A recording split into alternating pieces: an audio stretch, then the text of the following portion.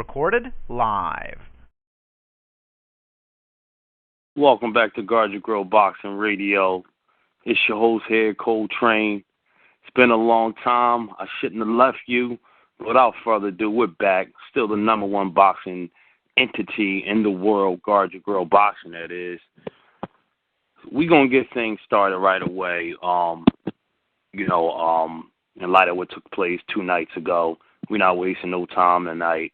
My co-host Sleep will be joining me shortly.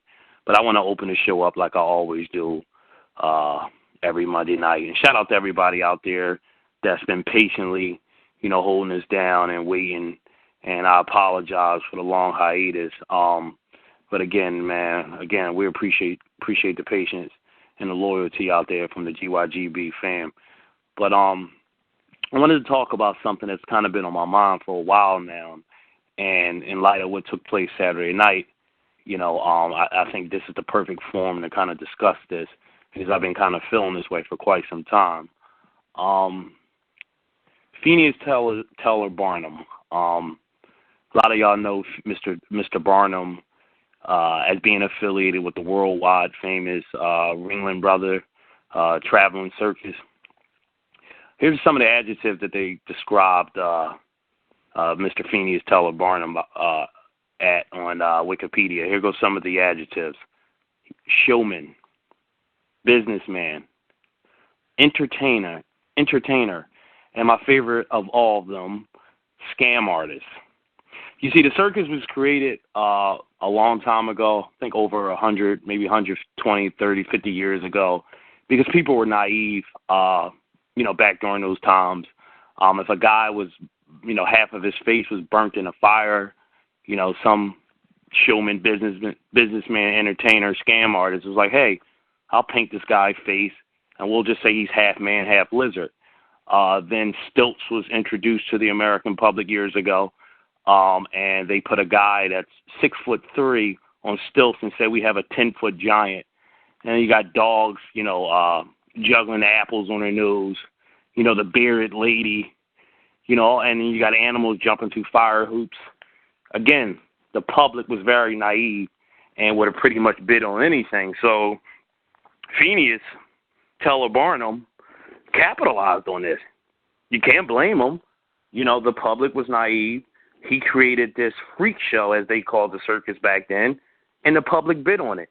And my famous quote, a best quote I should say, now there's some disputes if, Barnum and Bailey actually ever said this, but the theme of the circus, why it was created, is because they said, and I quote, a sucker's born every minute.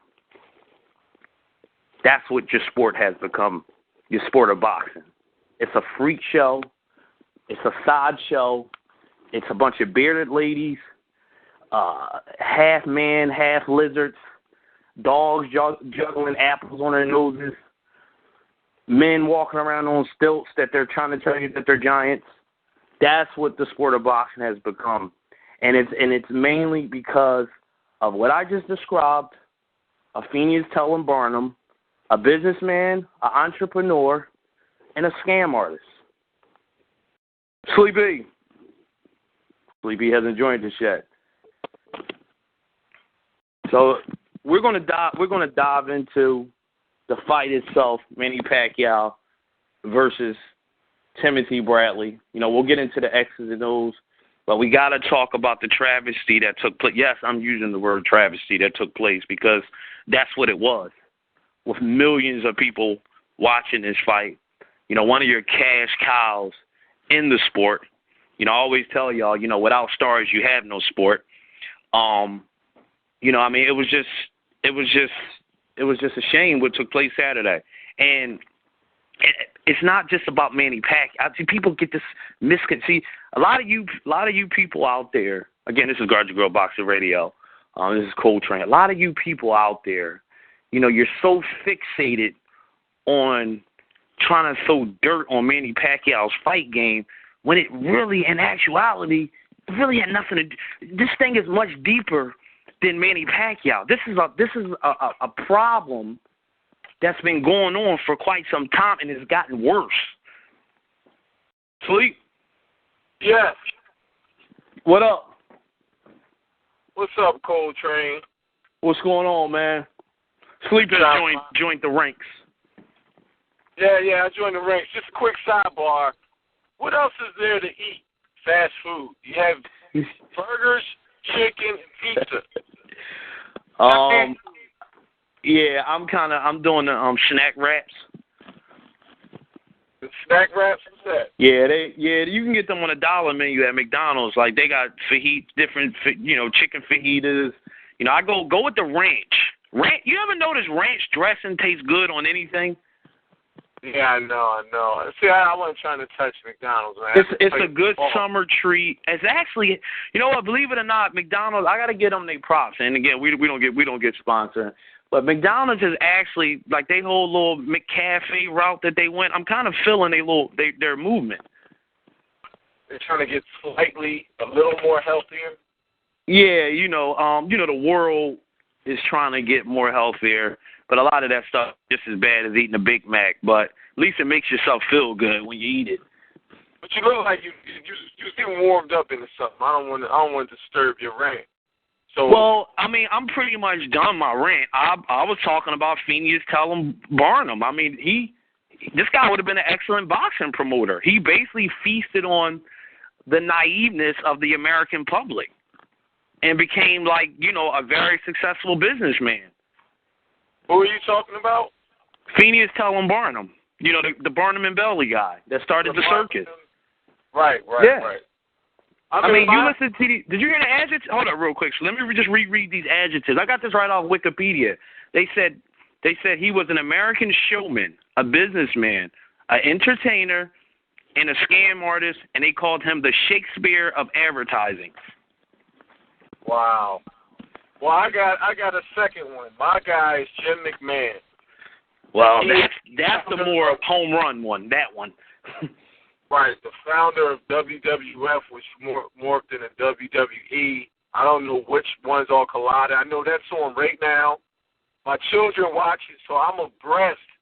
And I actually, as I became older, I know some people really follow wrestling, right? But I never really did because me neither.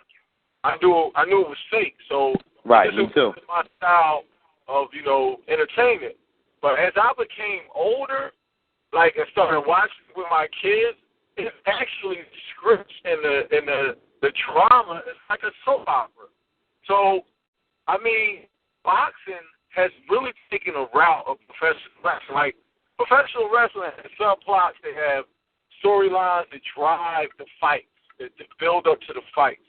Like, there's drama behind the scenes. They actually even incorporate whatever's going on in real life in the wrestling, like there's problems with the management. Sometimes it was like the actual wrestlers held out on I forgot Triple H. Triple H was the COO, Chief Operating Officer. They held out on him, and in what I'm thinking, and I know it's tough for boxers to do this because of the way the system is designed, and I kind of knew this when I was younger because I read Only in America by Don King. And it gave me a very stark insight on how the business of boxing is ran and it continues to be, run. But, I don't know if maybe the boxers need to form a union that can really stand up and demand, for certain things to happen. Now, not to cut you off, Sleep, I think in people, see, this is when people got to put, the same way I was talking about how people got to put their personal feelings aside about what happened to Pacquiao on Saturday, the same goes for the latter with the people that hates on Mayweather. Like, you got to really peep what Floyd has done. We've been talking about it, like what Floyd is revolutionizing. It's kind of never been done, how he's treating his own situations in his own lanes and with the whole random drug testing thing. He was one of the first fighters to kind of go the rap, because the rap music industry has kind of already kind of did this, what we're talking about, where these guys are going the indie route. They're going the independent route. And you use big boy company as just distributions. Right. And Floyd has done that. Miguel Cotto, another, ironically, another top-ranked member fighter has done that. De La Hoya has done that. Hey, Train, you sure his name isn't Cotto? You sure his name isn't Miguel Cotto. Why are people on national TV calling this man Cotto? I have no idea. I mean, people butcher names all the time. Kenny Smith calls, what is he called? Gasol. Yeah, but Cotto and Koto, come on. Yeah. It's not a hard one. I know, but you know, back to your point, like, you know, what you're saying, Floyd has tried to do, and, you know, two things that Floyd has been very adamant about has become reality: the drug testing. I mean, even though know it's been going on, but, you know, now that they're doing these voluntary drug testing, you know, you had situations come to light. You know, he talked about not during the fight, you know, with Top Rank, and you know, getting away from that company, and you see what kind of took place last Saturday. I mean, you know, like you said, man, the days of the promoters, these old promoters, you know, kind of like dictating everything, hand-picking this and hand-picking that, they got to stop. It has to stop. That's the only way we're going to get past, you know, kind of what took place Saturday night. It's gonna take what has taken place in the music industry. It's going to take an iPod. It's going to Boxers, remember, everybody laughed at us. Years ago, we tried to warn y'all. We told y'all. We said, Pacquiao, you know, we appreciate the fact that he's appreciative that he's made it and he's rich and, you know, he doesn't really care about the business aspect of it. He just kind of wants to fight.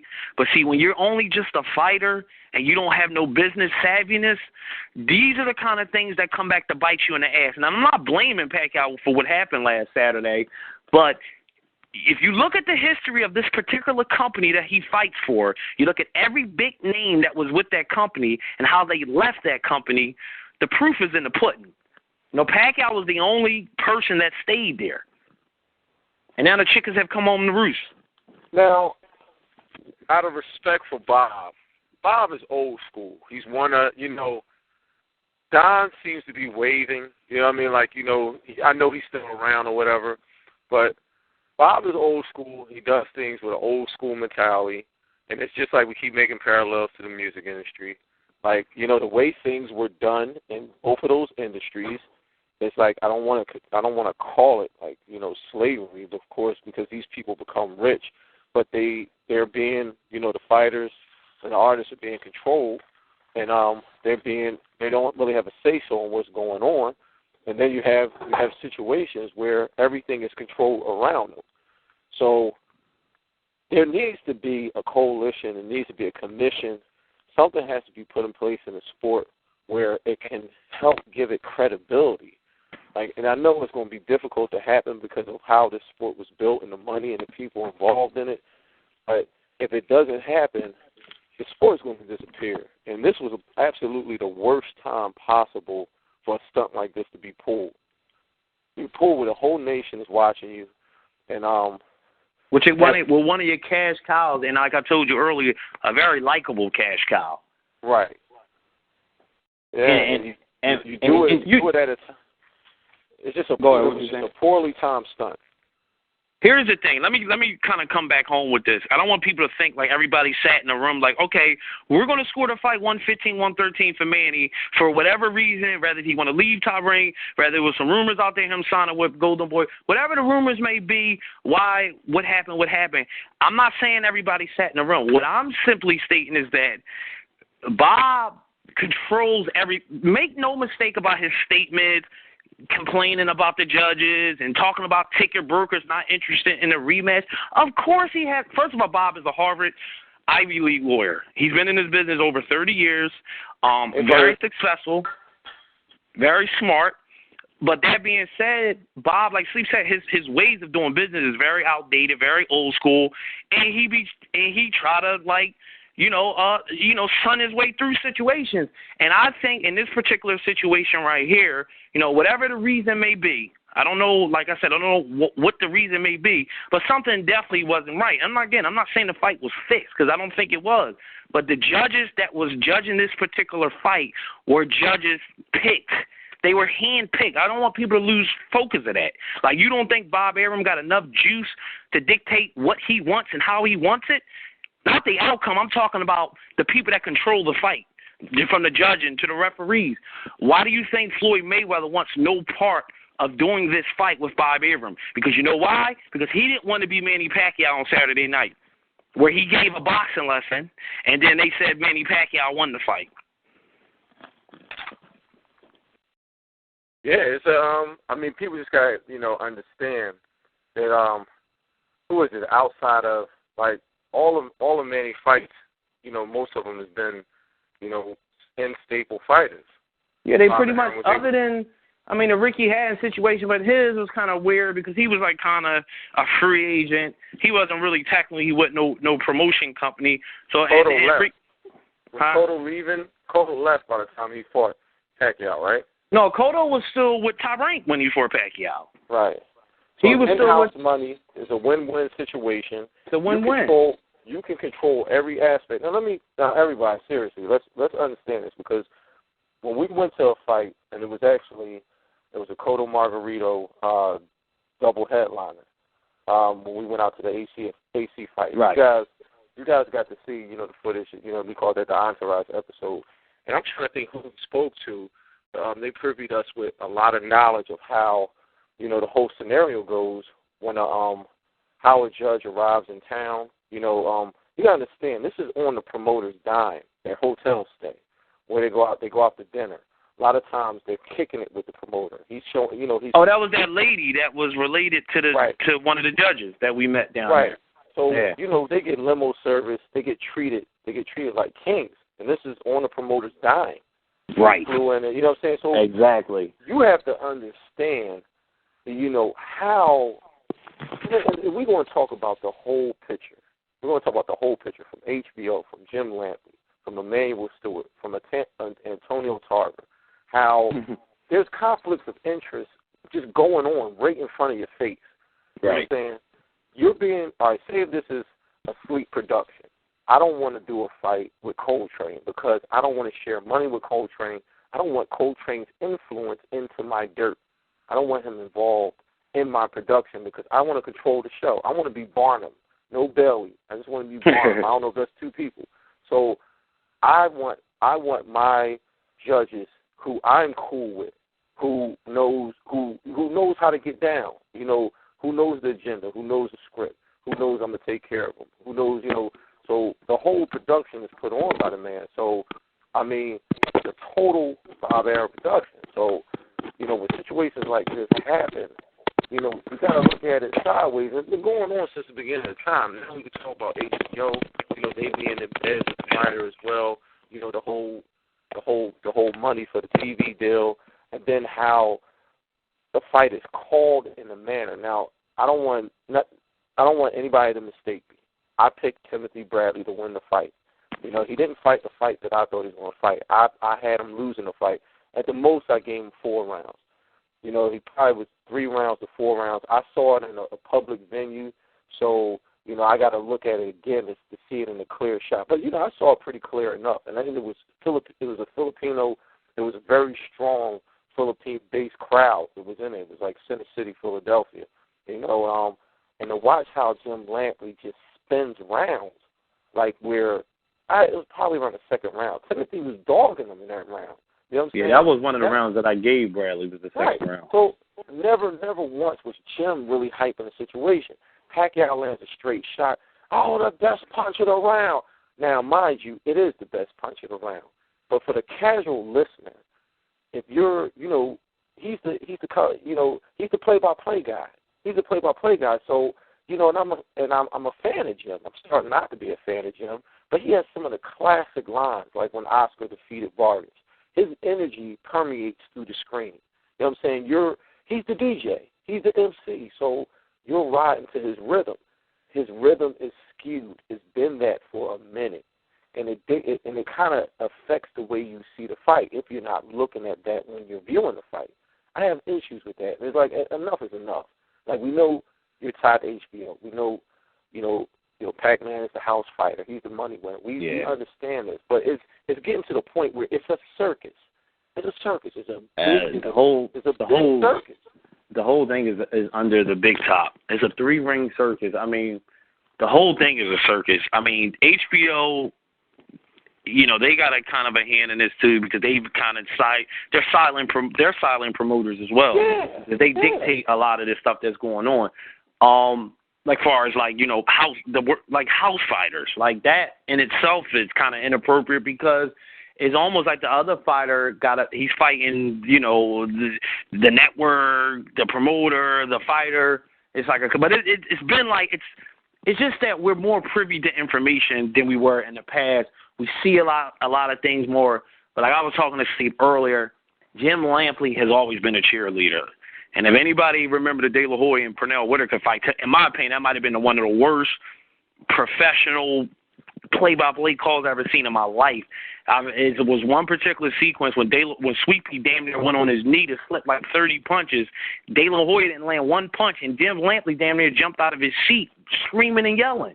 And I'm like, and I'm young. I'm like a young Tim. I'm like, he didn't land one punch on him. What is he talking about? What is he saying? Yeah, But somebody pulled my coat that I was watching the fight with was like, well, you see, everybody, it's a big corporate beard everybody's in. He's being paid a whole lot of money to hype that particular fighter up. And it's a harsh reality, but then see, all right, and that's the truth, right? But then if we want respect, if we want our sport to have respect, it never will have it. If that's going to be the case. I'm going to be honest. I think people kind of look at boxing as like a car wreck. A car wreck that everybody slows down and kind of watch it. Like today, like I ain't going to front. Like it was like bittersweet a little bit because it kind of felt good. Like Sleep don't listen. I listen to a lot of sports radio because I'm just a sports fanatic. I just started. Oh, he just started. Like I listen to a lot of. I got apps and I got the satellite. Like I'm just a junkie. Like I love hearing. Like, I want to hear about the NBA Finals and different analysts. I just love listening to sports radio. But guess what dominates? I never in the history of my life, not in this modern day ever, seen boxing dominate the airwaves like it did. Like every radio station I turned on, it was about the fight and how Pacquiao got robbed.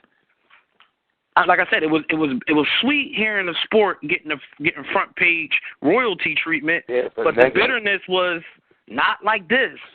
For negative reasons, man, and like I said, enough is enough. And I don't know. Now, what do you think about the theory that people say, bad press, any press is good press? It creates a story, it creates a subplot. It locks Pacquiao in for one more fight. And now he has a B-side opponent, and now he has something to prove, and that could be your selling point for the fight. Well, my theory is this: I can make a comparison to Nicki Minaj. You know what I'm saying? Now, Nicki Minaj, as crazy and cuckoo as her image was, it was kind of rooted in the fact that she could rhyme. You know what I'm saying? She's a New York chick who really can rhyme. So her core fan base, I believed early on, was hip-hop people.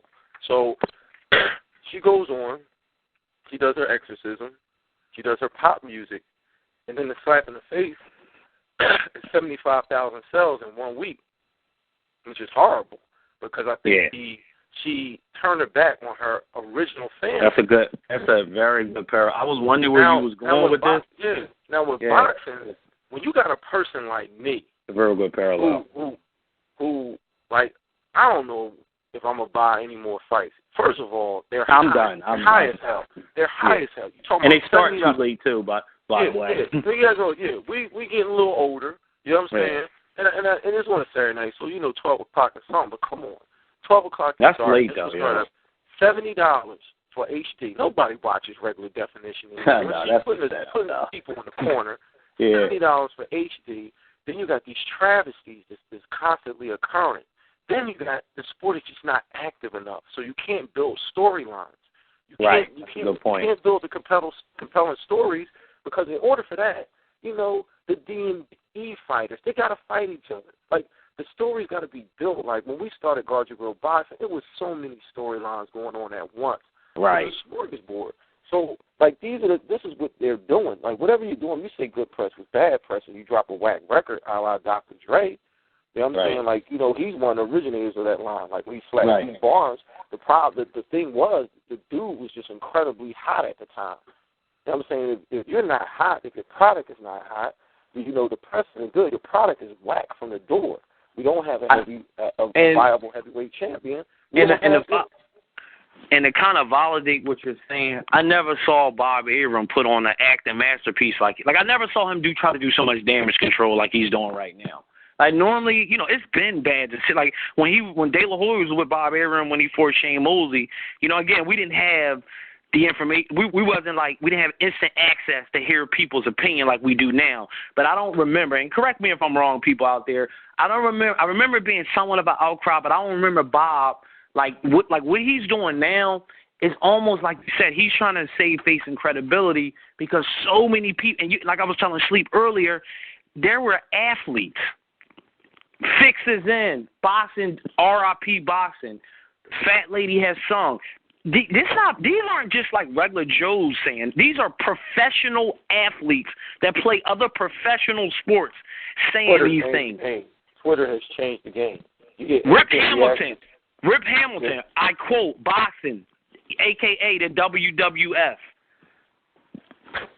These aren't like just guys working at the local steel mill. These are professional athletes. These are the guys you want in your front row.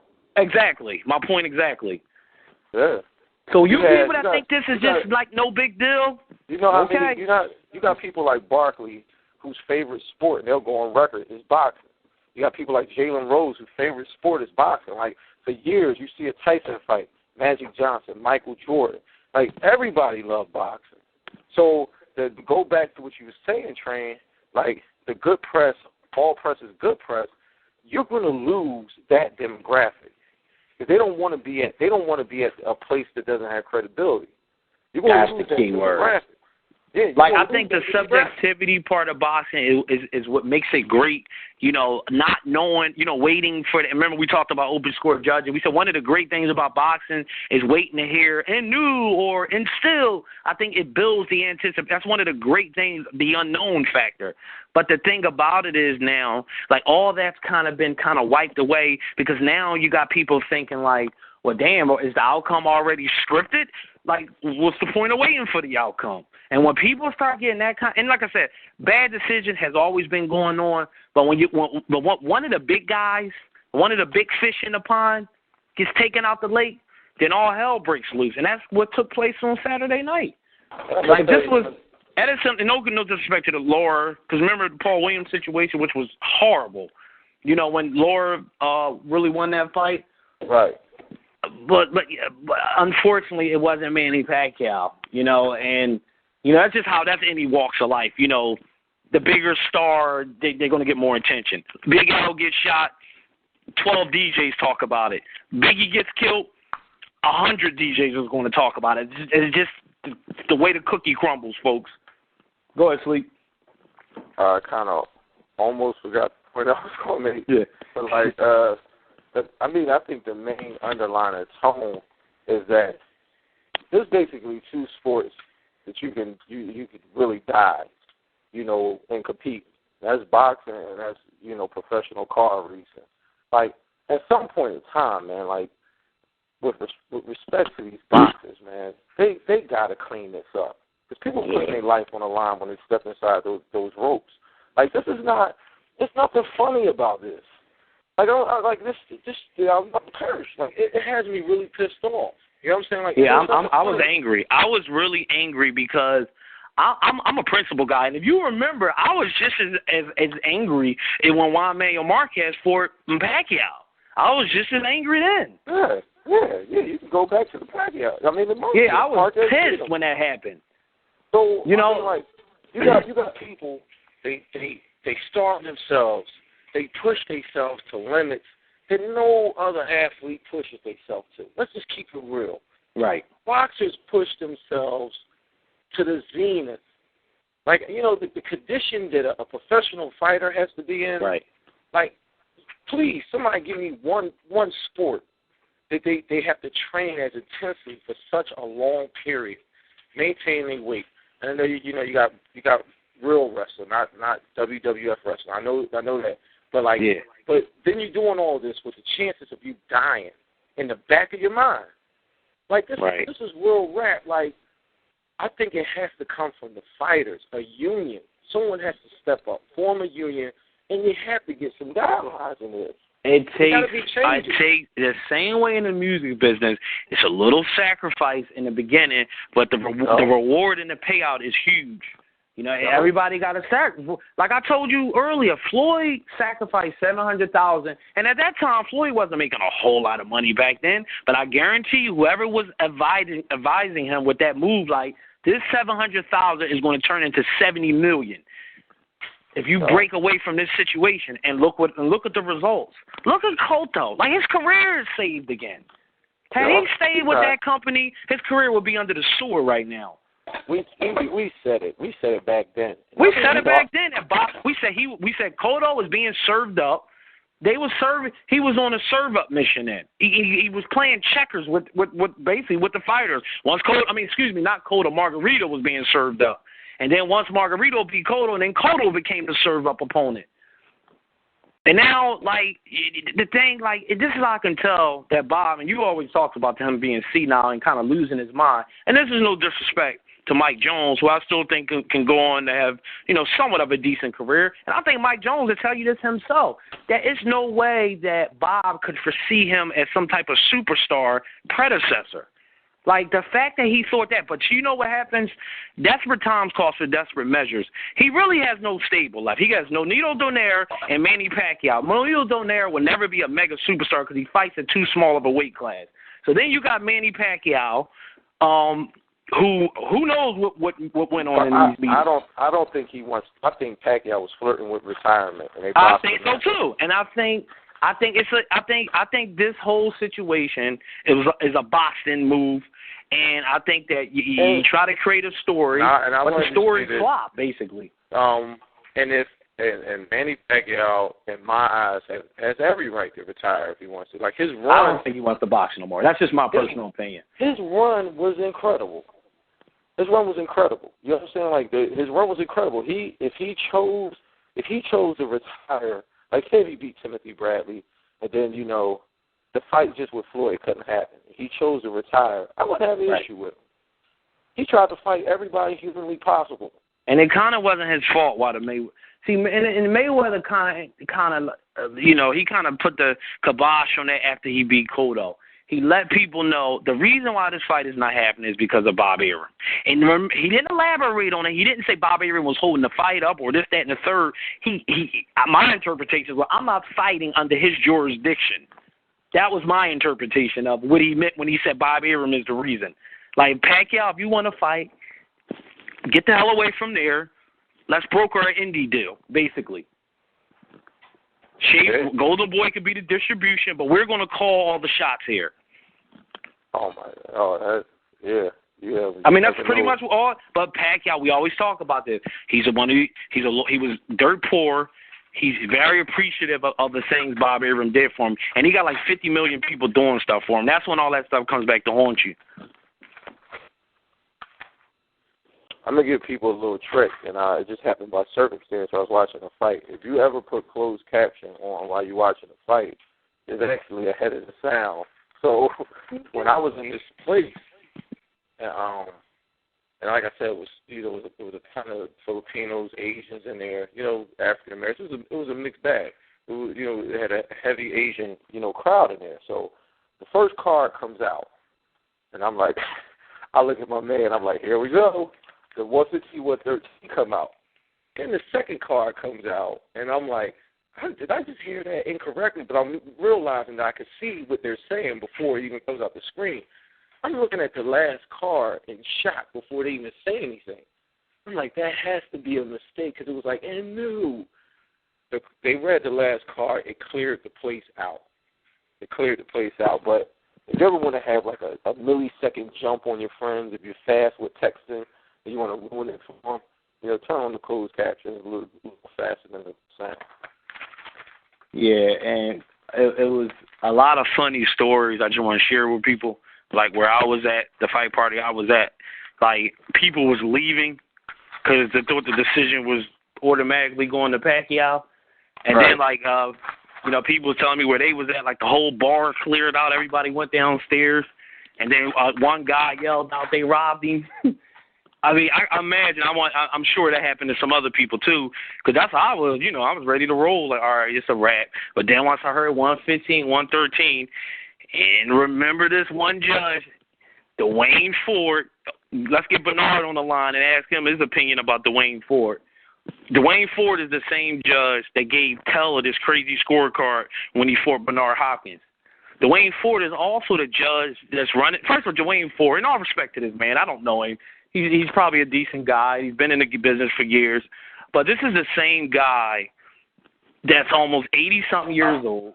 This is the same guy that released a quote today. This is the unprofessionalism of this sport. He said Timothy Bradley gave Manny Pacquiao a boxing lesson. He said Timothy Bradley gave Manny Pacquiao a boxing lesson. For that quote, forget what he did with the scoring. That quote alone, I would ban him from ever judging a fight again. Yeah, I read that quote as well. But, yo, how are the people judging your fight saying that, though? That's like a referee that's reffing the NBA game saying LeBron gave him work, so whatever. That's why he went to the foul line so many times. You can't have officials talking like that. You can't. But see, what happens is when you're 8, because my grandfather's like this. When you become like a senior citizen, you don't have no speed bumps in your brain. You just say stuff. Richard Schaefer is on. I read something today. He said that whole old people judging fights. That has to stop. Period. All right, let's be realistic. As you get older, the perception changes. Like, I don't just take any sense. You're talking about a sport that's difficult for people in their prime to follow. Like, most people, let's keep it real. Most people, they can't score or see a fight correctly. No, you can't. They don't know what they're looking at. They listen down and listen for the commentator to tell them what's going on. Most people don't know what's landing, what's being missed. I sat at fight parties, fight places with people tons of times. I'm like, what are you talking about? He didn't land one punch. I remember watching the Winky Wright and Bernard fight, and people were scoring the right like every round for Winky. Like but that's all. It's boxing again. It's so subjective trying to judge a fight. But when you got somebody that's kind of elderly, and remember, this almost one. I don't know how many 70-something people you know, but most people I know that's 60 and above, they're in bed by 9 o'clock, and that's not a joke. I'm not trying to be funny or nothing, but most old people go to bed by 9. I go to bed like around 11. Yeah. I mean, it's just real though, man. It's just so many. It's so many holes, man. I don't even see it with coffee on the sideline. Right. There's so many holes, and you know what? What you say? This fight's supposed to be sponsored by Starbucks. They was at some Starbucks on the side.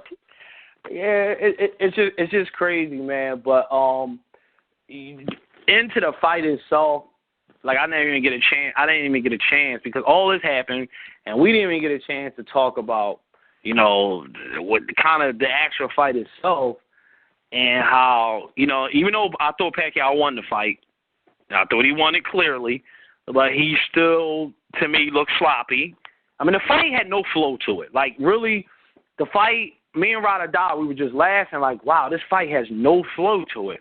Like, it wasn't a rhythm fight. It was just sloppy. Tim was there to be got. Well, yeah, he tried to, he basically, he basically fought into Pacquiao's hands early in, pretty much early in the fight, the early part of the fight. He came straight forward and tried to go toe-to-toe, which is the dumbest thing you can do to Pacquiao. He gave him in the beginning, he gave him some movement, but then when they would exchange, he would try to exchange with, the one person you don't exchange with. He was wide with a lot of his punches. He was wide, and that's one of his flaws. And like you said, the straight left hand was there all day. Yeah. I mean, he did make some adjustments later on and gave him some movement, but I truly thought he was going to fight. I don't want to say like a legally dirty fight, but I thought he was going to fight an aggressive, physical type fight, and he didn't. Like he kept enough distance to allow Pacquiao to work his fast hands. Now here's where me and Coltrane differ. Like I don't think as now mind you, I think Pacquiao's improved tremendously, but what he became was a counter puncher. As he moved up in weight when people chased him, like he never had to deal with that at a lighter weight. But he's the same fighter when he moves forward, and I always vouch by that. Like he's the same fighter that he's always been. Like I watch some of the punches in slow motion. He leaves his feet. He's on one foot. Now, mind you, is a very powerful burst of energy that we've never seen before. So what's awkward for him works, but for a calm fighter, which Timothy Bradley is not, like a patient fighter, they could capitalize off those mistakes. Like Marquez kept turning him. Marquez constantly turned him, hit him with uppercuts, little hooks, things like that. You got to turn the man and make him move. Like he doesn't want to move. But Bradley kept the fight in the center of the ring. He chased him around at times. He exchanged with him and allowed Pacquiao to use his superior speed and strength to dominate him. There was times I thought, Bradley was getting it right, making it physical, grabbing, hitting off of that, doing things like that. But by then it was too late. So, Pacquiao fought the perfect fight against him. It's a shame what they did to him. Right, yeah. Like I said, the sloppiness and, him kind of leaning in the punches.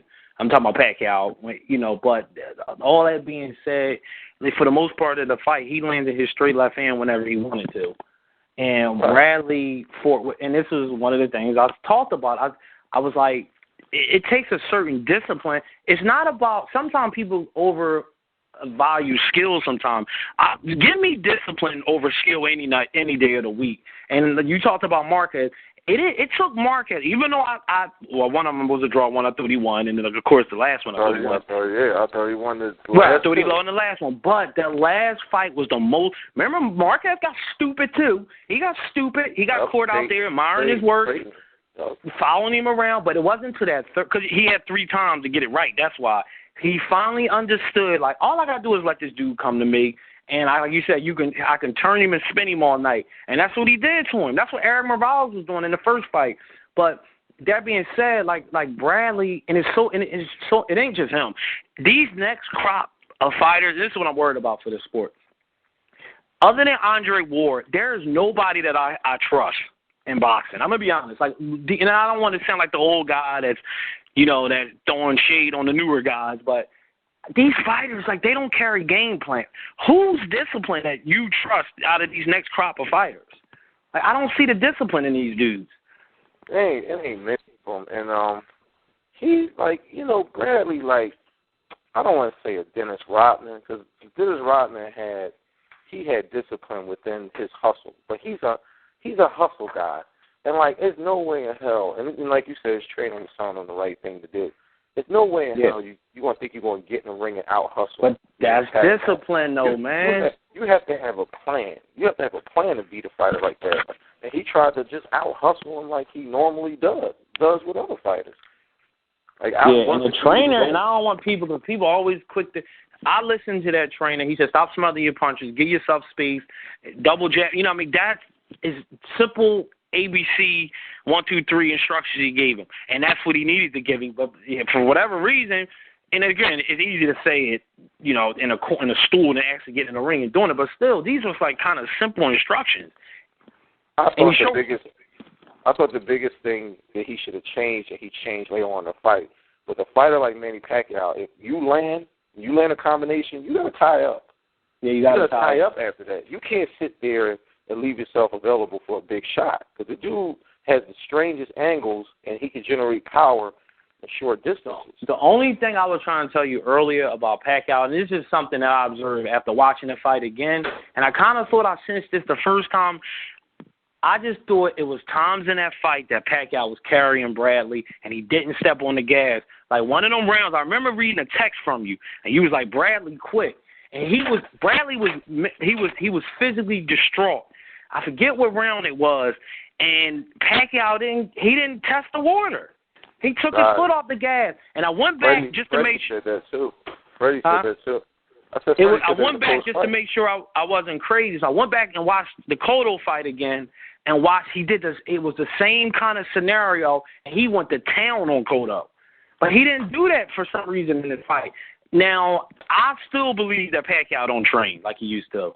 I don't think he trained. I don't care what nobody says. There's too much going on. He doesn't train. I still think he makes a lot of the same mistakes. But it's some fire that I just saw missing on Saturday. I saw it. I just something I didn't like. And to me, let me just finish this, and I'll just get your point. Bill Parcells made a statement. He said, once you think about retiring, you're already retired. But go ahead. I think, and I was a round off, Pacquiao got tired in the 9th round. Yeah. He was tired. He never dealt with a dude who got like this guy. Yeah, but he got tired in the Marquez fight, too, Yeah, but he got tired in that fight, and that wasn't a motor. That was just him not being able to do it. And he never used to get tired. Right, even in the other Marquez fights, he never got tired in them fights.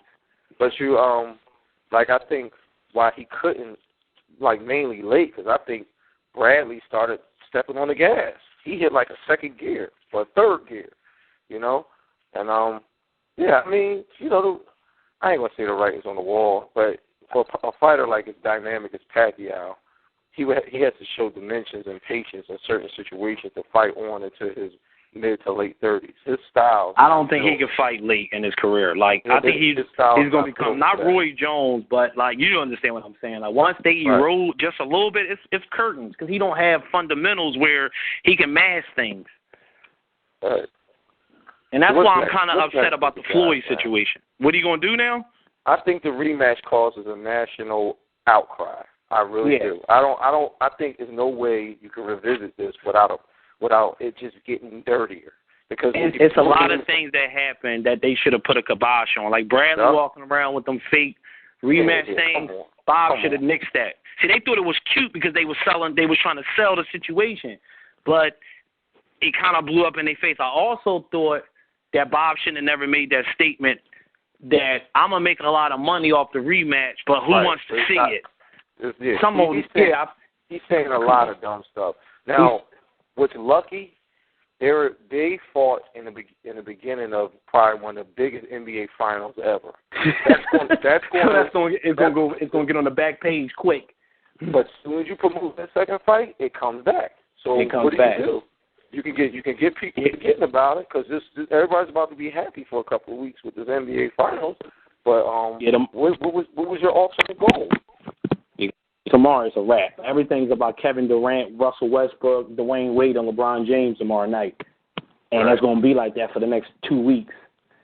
But like you said, once, Eric Kime has a fight coming up, and we got to get into some other stuff real quick before we wrap up, because our man Eddie Chambers, and before I get into Eddie Chambers, so let's wrap this up real quick. So Pacquiao, what do you think? Should he retire? Should he fight Pacquiao? I mean, what do you think he should do? What's the next move? Well, I mean, like Bob said, it's up to him. He can't go out like this now. They kind of box him in. But he could pull a Mark and just walk away. But I don't think he's going to do that. He's not going to do that. It's going to be a rematch, And it's just, I don't know how you make this. Can I make a prediction? Can I make a prediction what I think might happen? What's going? I think the Mayweather fight is going to still happen. I think that I don't think the Bradley rematch is going to happen. Actually, I don't think that's going to happen. I think I wouldn't be shocked if some type of investigation, some fake investigation happened, because that's all it is a fake investigation. I don't know if the decision to get overturned, maybe Pacquiao get his belts back or something like that. I still think the Mayweather fight going to happen, and see, Pacquiao's too loyal to walk away from Bob Arum. That's not until 13. Floyd said it. It takes 6 months to build. Right, and that's why they can't do it enough time. So, does he sit on ice? I think Amir Khan is going to fight Timothy Bradley next. That's what I think. I think that's going to happen for the Pacquiao situation. The belts mean a lot to Pacquiao. It does. It does. So they're not going to just sit and let the belts go. And I got a funny feeling something bad is going to happen out of this situation for Bradley, because he's like a stepping stone. Without even getting in the ring, I'm saying. Right. Yeah, I don't know what's going to happen because it just has, the only way is like an unavoidable rematch. A rematch that people won't be forced to watch. Just going to make people even more bitter. Yeah. Well, stay tuned for that. So Eddie Chambers is fighting Tomas Adamek this Saturday night. Julio Cesar Chavez Jr. is fighting Emmanuel Stewart's fighter, Andy Lee. I just hope it don't go to the scorecards again next Saturday. Eddie and Adamek, you got any? Is that a fight Eddie can win? Did you talk to him about a dear friend that passed away? Yeah, I was going kind of close. Yes. So before we get in it, I was going to kind of wrap the show up with that. But for those of you who don't know, y'all don't know out there, Rob Murray Sr., one of the program directors for the legendary Blue Horizon, manager, trainer for Eddie Chambers. We had him on the program, a guy that was a very dear friend to our show, kind of a mentor to us, set us up with a lot of great interviews, Buddy McGurk, Don King, several more. He lost his tough battle with cancer and I say young because Rob was like, he was in his mid-60s, but, his swag was like a guy our age. So that's why I say a young 68. So we wanted to just send our condolences and, let his legacy live on. Rob Murray Sr., again, it's important you guys know this because a lot of these people are very instrumental in the sport, but you don't know them and you don't see them. But Rob was kind of one of those guys that did a lot of things, especially for Philadelphia boxing, which is one of the meccas in this sport. And when people came here to fight or they wanted to fight, Rob Murray was one of the people that they went through. So rest in peace, Big Rob. And Eddie Chambers is a guy that Rob Murray founded in Pittsburgh, brought him here, got him a heavyweight title shot. I mean, he came up short, but that's not nothing a lot of people can say they did, and he was able to do that for Eddie. Now, Eddie's career moves on. He's fighting Tomas Adamek, Prudential Center, Newark, New Jersey. Last time me and Sleep was there. Another friend to the show, Steve USS Cunningham, was taking on Tomas Adamek. Now another Philadelphia cat, Eddie Chambers is taking him on. So that's where we at with it. I was eating my noodles. I didn't. Okay.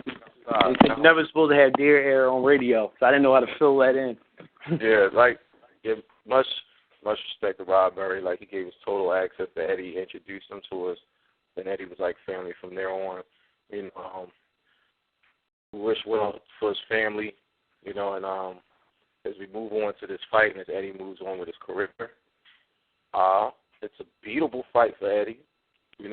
The thing with Tomas was no random drug testing too, which they pushed for. I just wanted to kind of throw that out there. Yeah, Tomas is one of those guys where there's some allegations going on. But it's just boxing brings skills, and Eddie's a small guy, man. Eddie's probably my size or even shorter. And I'm barely 6 foot, and Tomas is about 6'3". He is. I don't even know if he on paper he probably that, but we stood kind of near him. I don't know if he's 6'3". He's a longer neck. He's an imposing figure, though. I can tell you that. He's long. Right. He's got a tall torso. Yeah. When I look at Adamek, he's like Frankenstein, man. They just tell him to go do something and he do it. Eddie remains. Shout out to the Polacks. He has to be disciplined for 12 rounds. Give him movement. He definitely can outbox him. He can outbox him. Yeah, he can. I'm actually picking him to win the fight, actually. Yeah, this is a fight that Eddie can win. Because, Tomas is a guy who's trying to hurt you, but he tends to hurt people from counterpunching him. Right. And, things like that. If Eddie remains disciplined, keep his space, just pick him apart, he can get a lot of notoriety and he can get a win off of this. I'm going to go with Eddie, too, but he just has to be very disciplined for 12 rounds. Now, Tomas is a good boxer, too, but like I said, he tends to catch people when they're wild. Chris Arreola, he outboxed Chris Arreola, which was strange to me. But like you said, Chris Arreola came in very wild and uncoordinated, and he had very good timing with his punches in that fight. Because he's long, so people, when they hit him, his body sways. So, people want to capitalize off of that, but he has the ability, to counterpunch you off of that. He is one of the best, not best. He is one of a very good timed overhand rights. Like, right. It's beautiful to watch. Because remember, he knocked Chad down with that overhand right. Chad Dalton. Like, that overhand right is like, it's Eddie perfect delivery. Eddie can't sit there, and that's where conditioning come to play. With his size, Eddie can't sit right in front of him. Got to constantly move, jab, move, shots to the body, move. Constantly move. It could be a boxing lesson, but if he starts slowing down, Tomas is a person who will press the gas on you if he smells blood. Right. So I think those are the tangibles of fight. Eddie shall fight a discipline and shape fight.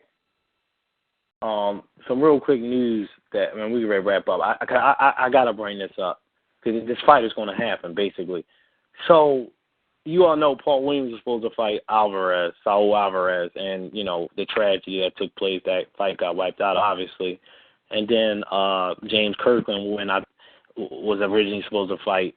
Was second in line to fight Alvarez.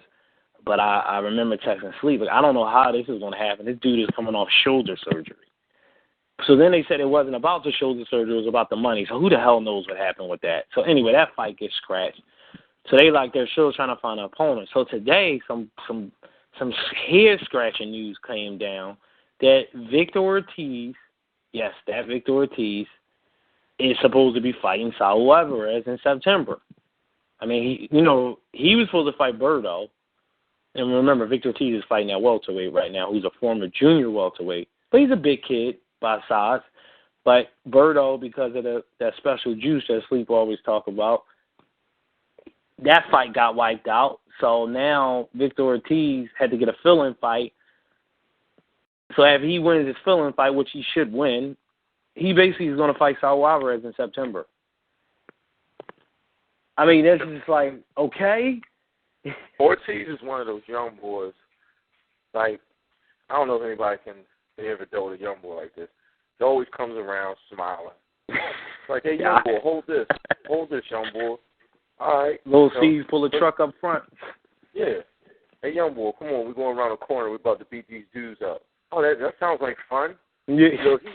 He's one of those guys where there's a loopiness to him, where he's just like, hey, sure, why not? He obviously doesn't. He's not a fighter. Like, he has skills, but he doesn't have the mental fortitude. He don't care enough, it seems.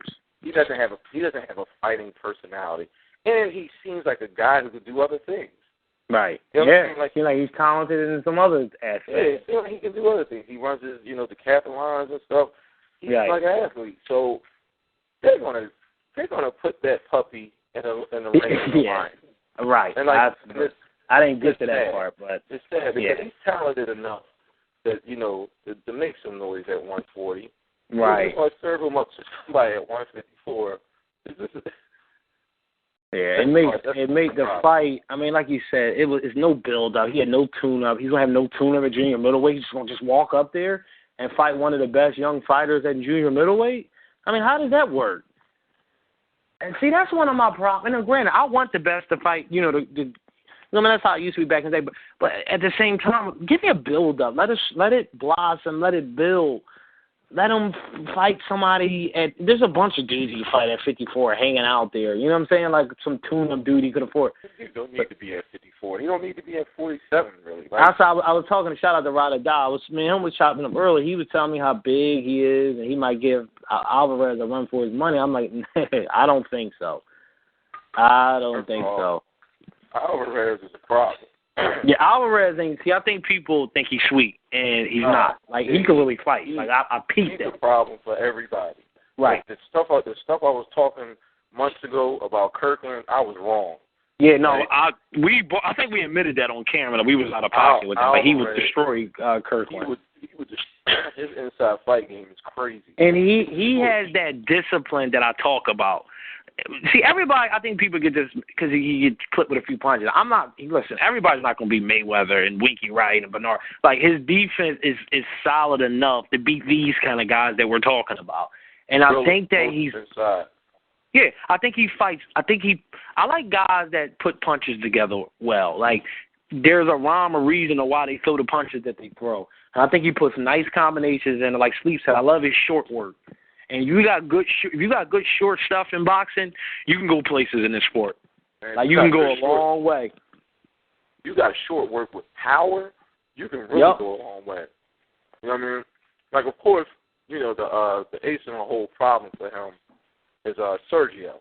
He's a different type of fighter. Well, yeah, you see what they're doing with him. They all but strategically. Nobody even talks about him. He ain't even, like, now that all this stuff happened, it's over for him. His career is done. Like, first of all, Bob Arum is not putting Julio Cesar Chavez Jr. in the ring.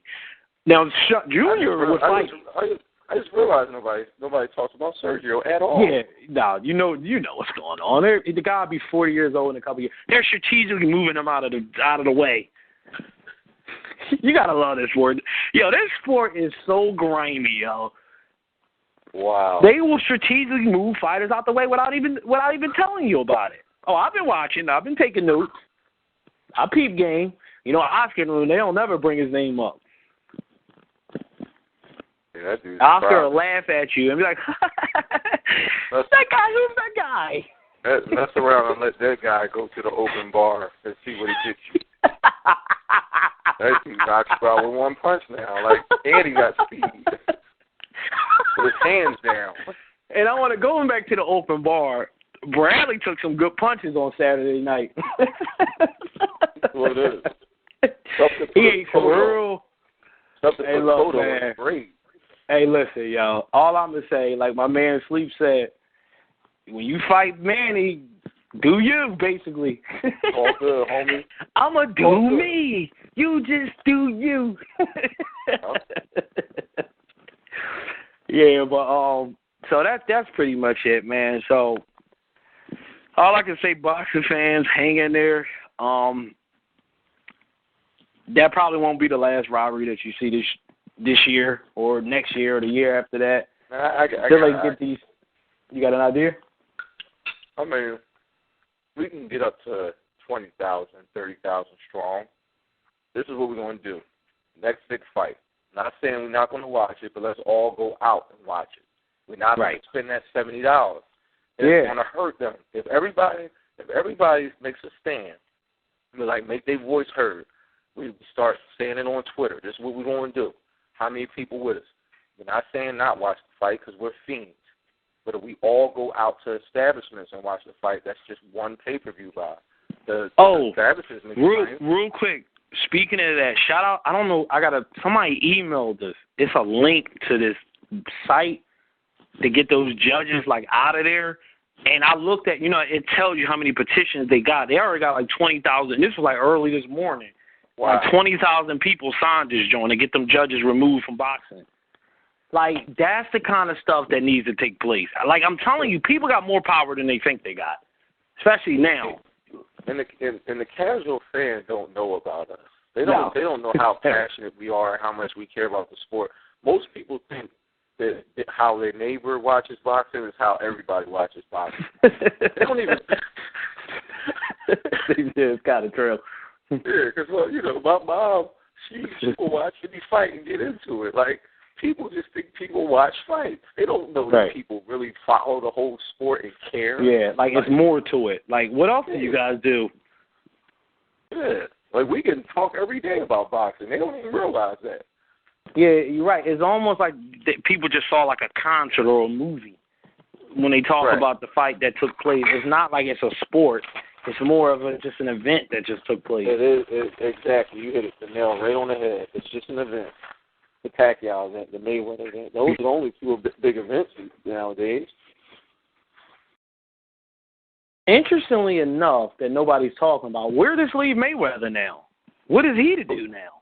And that was his only shtick. You remember, they kind of was feeding. Mayweather's shtick was Pacquiao. Every interview, every press conference. Yeah. I mean, what's next? We're dealing with a dangerous time frame. Like he can't reasonably get in the ring and the fight to be built up properly until 2013 now. God we're gonna all be old men with this. Yeah. Fight happens. Then I'll probably be asleep once the fight starts because my sleeping patterns, like y'all gotta understand, that is way too late for me to be up watching a fight if it's not exciting. What time does that fight start? Because they're both gonna be playing possum in the dressing room. Yeah, I'm gonna go 1:45. I can believe it. Yeah, I'm gonna go. They get later and later. I'm gonna go 1:45. I bet you that fight don't start till the realistic number about 12:30. You think it's gonna be a concert before? Remember it's gonna be. I'm talking about before? Like it's going right. It's gonna be such a circus event. Yeah, because they gotta probably do like a pregame show like they do in like basketball. Somebody's performing before that. It's not gonna be a normal setup. No. Somebody's gonna perform, particularly a Curtis Jackson. You know, this might be a good way for him to get his name back in the light. You know how 50 play. It's gonna be more like a Lady Gaga or something. What's up? 50 come out and drop a verse. Yeah. Yeah. All right, man. That's our show for the night. I'm sure everybody, out there is up in arms. Hang in there. I can't promise you it'll get better. Like Sleep said, though, y'all got more power than y'all think y'all got. Yeah, we train. Yo, let's not talk to hang in there and stuff. Let's do something. I already said, and I'm sticking to this. Like, I'm not. If they do the rematch, I'm not promoting it and I'm not talking about it. Like, well, I feel as though. I say we make our presence known by if we can get, like, we got some diehard fans on here. Like I said, I'm not going to sit here in front like I'm not going to watch the rematch. But I'm not buying it, though. I'm not going to buy it. Yeah. If we can get at least 2,000 to 5,000 people committed not to buy the $70 pay-per-view, that's a significant amount of money. Yeah. And it ain't just us doing this either. Like, I think it's a movement kind of taking place because people are fed up, man. And see, you mess with a fan base. See, one thing about the thing about the Pacquiao fan base, you're talking about a country. It ain't just some people. You're talking about a country. Like, I remember Pacquiao was like a worldwide star. Yep.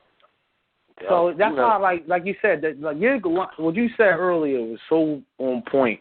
The timing of this couldn't have been any worse, actually. With Mayweather being locked up, essentially off the scene, and then with this, if you was going to rob somebody, why not give it to Marquez, who deserved to win? That's the thing I don't understand about this. I'll tell you why. Marquez is a 37-year-old Mexican fighter that they don't believe that they can promote as the next American superstar. I mean, as much as I like Timothy Bradley, you can't really do it with him. He's not a star fighter. He doesn't have that personality. He don't have star qualities about him.